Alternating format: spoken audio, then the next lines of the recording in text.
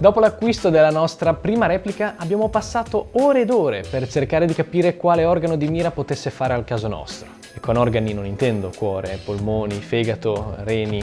Beh, forse reni sì, dato che spenderemo un sacco di soldi per queste Ovviamente sto scherzando, però un po' sì, effettivamente si tratta di cazzatine, sono tutti quegli accessori, quelle robine che ci piace appunto prendere. Non ce la possiamo fare, bisogna riempire gli spazi nelle repliche, se ci sono le slitte bisogna metterci gli accessori. È più forte di noi. Comunque non voglio farvi un pippone su tutti gli accessori possibili da poter mettere su una ASG, ma entreremo nel dettaglio e capiremo quale tipo di organo di mira, o meglio sistemi di puntamento, possa fare al caso vostro. Principalmente esistono due tipologie, i red dot e le ottiche. E con questo video spero proprio di porre fine a tutte le vostre 1000 domande che mi fate ogni giorno. Via con il video!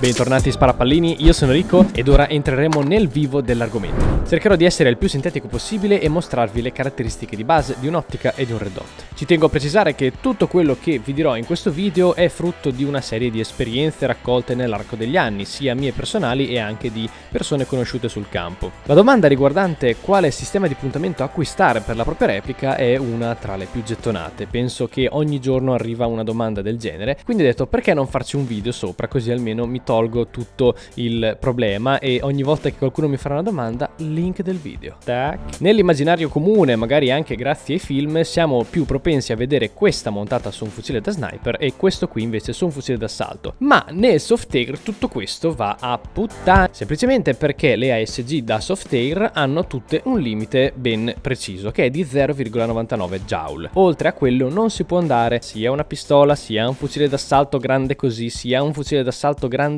così e anche un fucile da cecchino super mega chilometrico avranno tutti la stessa potenza. Quindi starà poi al giocatore stesso scegliere se preferisce giocare con un ingrandimento oppure con un semplice red dot. Partiamo dal red dot, questo piccoletto che in molte situazioni può essere davvero di aiuto. Questo qui in particolare è il modello EOTech XPS, ovviamente è una replica EOTech, non è l'originale. Si tratta di una copia fatta dalla Element, poi ne trovate anche fatti dalla Royal, dalla Bravo Equipment, dalla Emerson, probabilmente anche la FMA fa un modello simile. Vi posso assicurare che la sostanza è la stessa, sono praticamente tutti costruiti con gli stessi stampi, salvo piccole differenze. Invece se volete un red dot di buona qualità senza dover sborsare reni per la EOTech, vi consiglio tantissimo il brand Holosun, fa mirini davvero pazzeschi. Al momento purtroppo ho solamente questo red dot da farvi vedere perché il mio caro e buon vecchio T1 che avevo sul mio MK18 l'ho perso, non so dove, probabilmente l'ho lasciato in qualche campo di gioco. Vabbè, capita.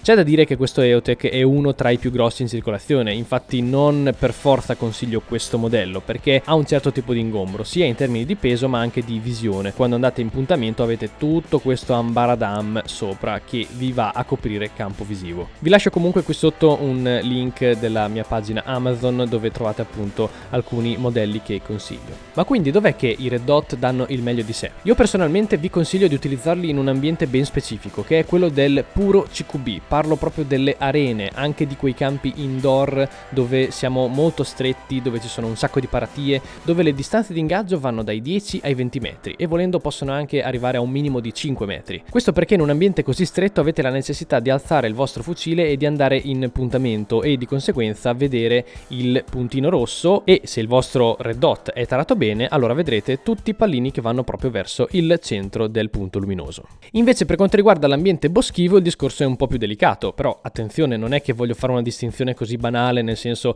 il red dot lo utilizzate nel CQB e l'ottica nel bosco, non è così. Infatti il red dot, avendo un puntino luminoso, vi tornerà abbastanza utile quando ci sono magari quei boschi particolarmente bui e magari con le tacche di mira non riuscite a capire esattamente dove state puntando, non riuscite neanche ad allinearle bene, allora ecco che questo sarà molto più pratico perché vedete effettivamente dove state puntando. Ed ora andiamo a vedere i vantaggi dei red dot. Sicuramente il primo, ed è anche il più scontato, è quello relativo all'ingombro e soprattutto al peso, che va dai 50 grammi fino ai 100, 150, massimo 200 grammi. Invece le ottiche possono arrivare anche tranquillamente a 6, 700, 800 grammi per quelle più grosse. L'altro punto a favore è che si tratta di un dispositivo immediato e veloce alla mira. Infatti, come vi dicevo, in CQB non dovete fare altro che tirare sul vostro fucile e andare in puntamento guardando semplicemente attraverso il vetrino. Una cosa curiosa è che noi, se lo allontaniamo alla vista, avremo questo effetto ottico dove il punto rosso sembrerà gigantesco. In realtà la dimensione è sempre quella, solo che ovviamente si tratta proprio di un effetto ottico. Noi se lo avviciniamo ovviamente vedremo più grande il mirino, di conseguenza ci sembrerà più piccolo quello. Quindi in base un po' ai vostri gusti e all'utilizzo potrete scegliere appunto dove posizionarlo. Ed ora arriviamo ai contro. Una delle cose più fastidiose a parer mio è il bagliore emesso dal laser, dal punto rosso che noi vediamo. Infatti ci sono dei modelli che non vi permettono di scendere sotto a un certo livello, quindi tende a essere troppo luminoso e si sa, il nostro occhio si abitua molto alla luce. Questo perché se voi avete un avversario che magari si trova, non so, abbastanza distante o magari sta sporgendo da una piccola apertura, ecco che questo bagliore a noi dà parecchio fastidio perché ci va proprio a confondere la sagoma. Guardate bene, magari se siete in un negozio, provate a vedere qual è l'intensità minima, questo è importante. L'altro difetto, se così vogliamo chiamarlo, è proprio intrinseco in tutti i red dot, è la batteria. Si sa, quando i dispositivi vanno a batterie bisogna sempre stare allerta e averne almeno una con sé di scorta, ma che ve lo dico a fare, è normale, si fa sempre. Ho visto delle situazioni in cui si scaricava il red dot e questo diventa un bellissimo soprammobile perché non ve ne fate assolutamente nulla senza il punto rosso. L'altro difetto che diciamo che colpisce in realtà anche le ottiche, tutto quello che ha dei vetrini, è l'umidità. Mamma mia! Vi giuro che è una delle cose più terribili che ci sia.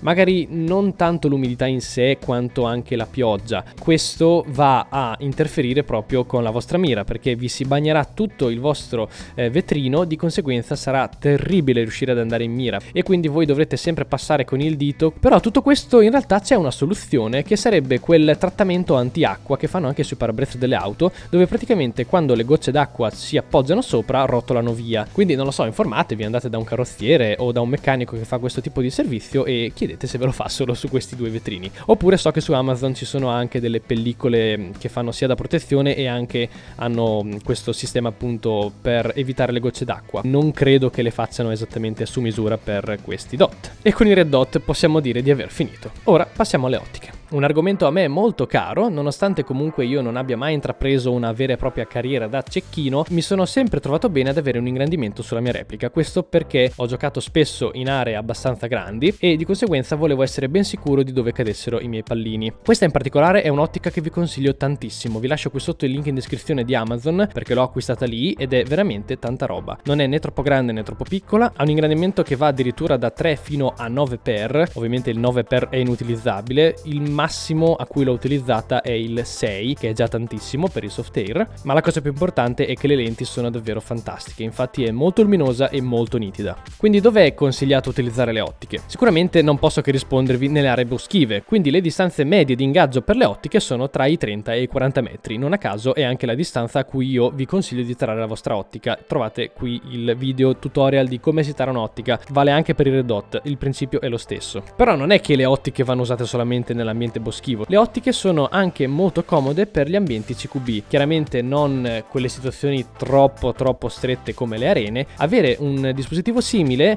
vi permette proprio di andare negli angolini specifici che ci sono tra una porta e una finestra, oppure tra un buco e l'altro. È una soddisfazione incredibile, provateci, l'unico modo è provare. Ma quindi quali sono i pro dell'ottica? Il primo in assoluto, ormai ve l'ho detto già un sacco di volte in questo video, ma ci tengo a precisare, con le ottiche voi riuscite a vedere benissimo dove cadono i pallini. Questa cosa con i red dot non si riesce a fare. Il punto rosso, come vi ho detto, è un elemento di disturbo per l'occhio, quindi non riuscite a concentrarvi sul pallino. Non a caso l'istinto di molte persone è quello di guardare a fianco della replica quando si spara. Invece quando voi state guardando dentro un'ottica vedete proprio tutta la traiettoria del pallino, quando parte e quando atterra. Il secondo punto a favore è più che scontato ed è quello che vi permette di capire se c'è un avversario e come si sta muovendo. Questo ad occhio nudo, quando guardate a 30-40 metri, non è facile, soprattutto in un bosco dove magari c'è un avversario nascosto in mezzo ai cespugli, però voi non riuscite a capire quando si sporge e in che punto preciso del cespuglio è. Con questa voi riuscite a capire in quale area si sta spostando. Quando non avevo l'ottica quasi mi mangiavo le mani perché mi concentravo a guardare in fondo e non capivo se c'era o meno qualcuno, perché alle volte può anche darsi che ci sia solo un movimento di foglie